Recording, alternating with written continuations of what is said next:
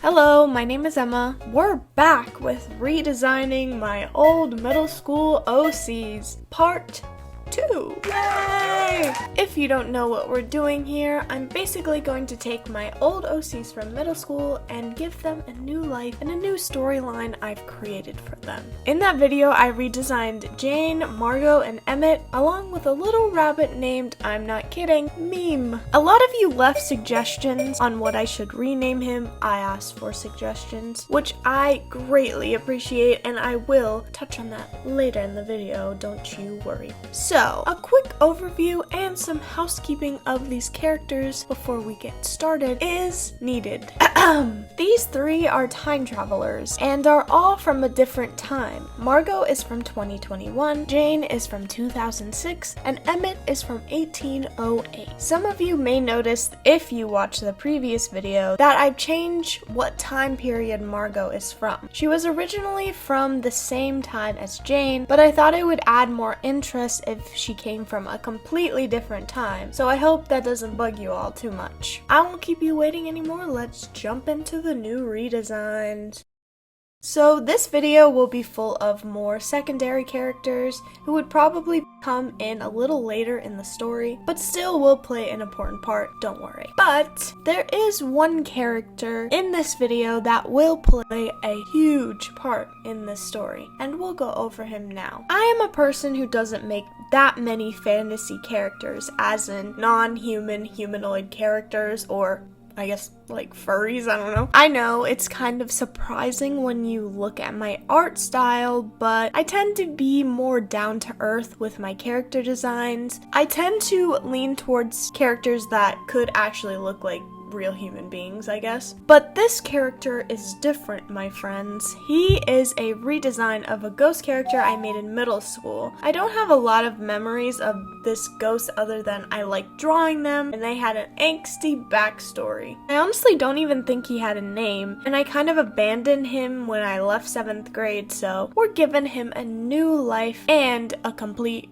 rewrite. Someone had commented on my previous video about the story idea of a shape-shifting character that took the place of prominent figures in history, but didn't really have a form of their own. I latched on this video so heavily, so thank you for the suggestion. I love that idea. So, I love. I changed a bit, and in my fashion made it way more complicated, but I really like this idea, so hear me out. So basically this is, well, he doesn't really have a name. They're a part of a hidden species named the Caretakers, who basically oversee the timeline and make sure everything is in check and won't get out of control. They don't want any rogue 20-somethings with a magical book running around the timeline messing things up, basically is what I'm saying. He is what's known as a soldier, taking post on Earth and shape-shifting into a human form to camouflage. Caretakers can take on any human form, but it's always a little off and a little eerie. Kind of like those liminal space creatures, but not as scary. What are they called? Alternates or something? But not that. When they shapeshift into humans, they are often paler and look more sickly almost, as well as they don't really understand social cues, so they're very monotone and don't really get anything about humans, even though they're trying to imitate them. They are often posted at timeless places like churches, libraries, schools, etc., and they are controlled by their higher-ups who tell them what to do. But I don't want to go too much into the lore of them because I don't know all the nuances yet, and I want to be more concrete before I reveal things, you know? All soldiers have a human form they basically created for themselves, and it can change whether or not they change where they're posted, and he is a priest named Father Simone. Tee-hee, tee-hee. I think this character will be someone who can imitate humans a little better than the average soldier because he works so closely with them and he has a sort of interest in humans that his peers would disapprove of. I think within his species, it's very looked down upon to interact or involve yourself with humans if it's to your own gain or you want to do that. It's like, why are you doing that? Humans are gross. This species does not like humans. Margot, Jane, and Emmett would probably refer to him as the Thing or that thing and the Weird Man. They don't really know of his presence until he makes himself clear to them by design, and I don't want to spoil the whole story, so I'll just say he is assigned to take care of Margot, and I'll let you guys speculate on what that means. Okay, maybe some of you will get it right. Who knows? Also, I would like to say that Margot is asexual, more leaning towards demisexual, which means she doesn't experience sexual attraction unless she knows the person very emotionally. She's just a girl. She just likes her special interests. She likes hanging out with her friends. Her being in a relationship isn't out of the question, but it's something she's okay with not having. Here is him. I don't know what to call him. Father Simone. I don't know. He doesn't have a name. I think that would be kind of cool if he didn't have a name. Maybe it would kind of develop as the story goes, like he gets a name. I don't know.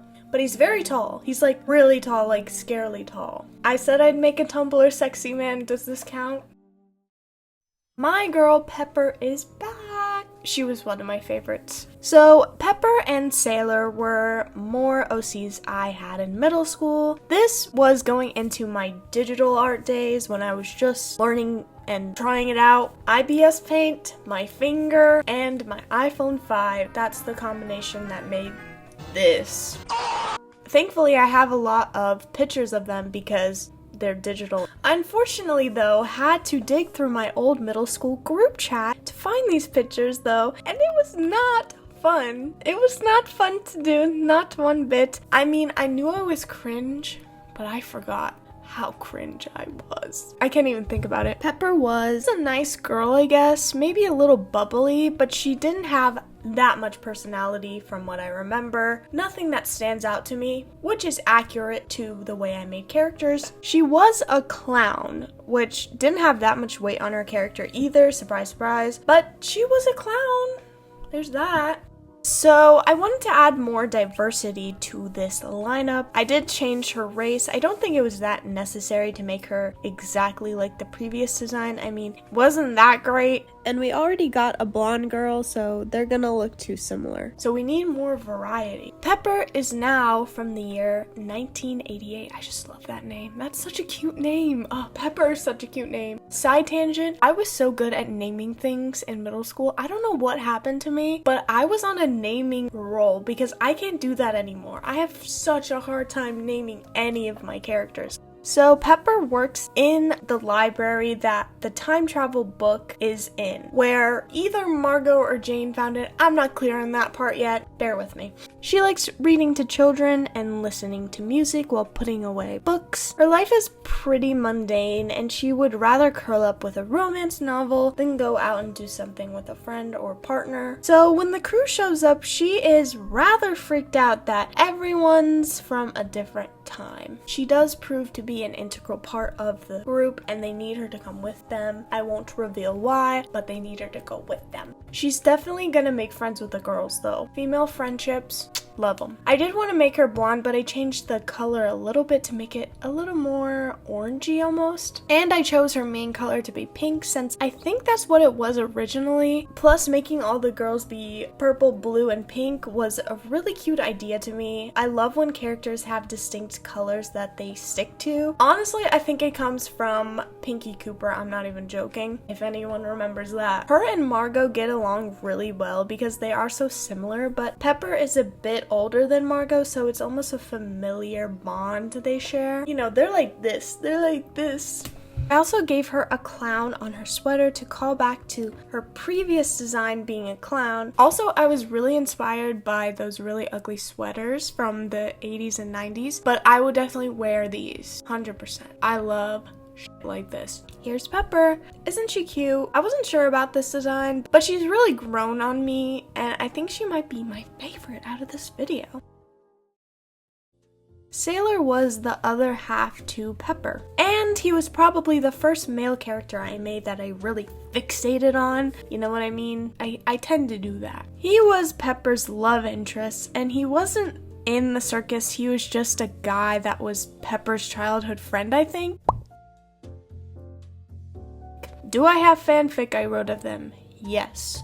Will I be sharing it?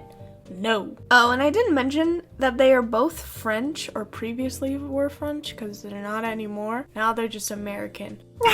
His personality was kind of mean, but in a snarky way, I guess. He was kind of like, whatever kind of guy.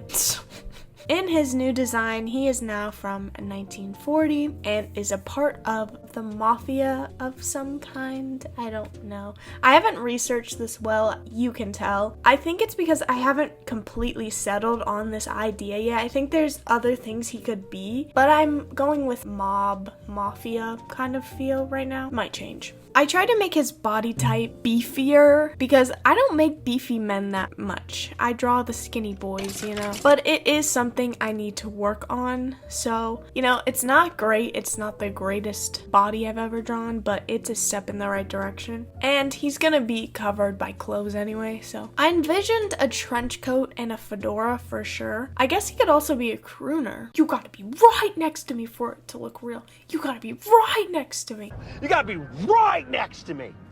Everybody tries to make it look fake. Fuckers. I love that. His personality now is a little different. He's definitely the quiet type, and when business needs to be done, it will get done, if you know what I mean. But he's also very polite. He looks intimidating, but once you get him talking, he's sort of a teddy bear kind of character, which I love those types of characters so much. I can't believe it's been this long for me to create one.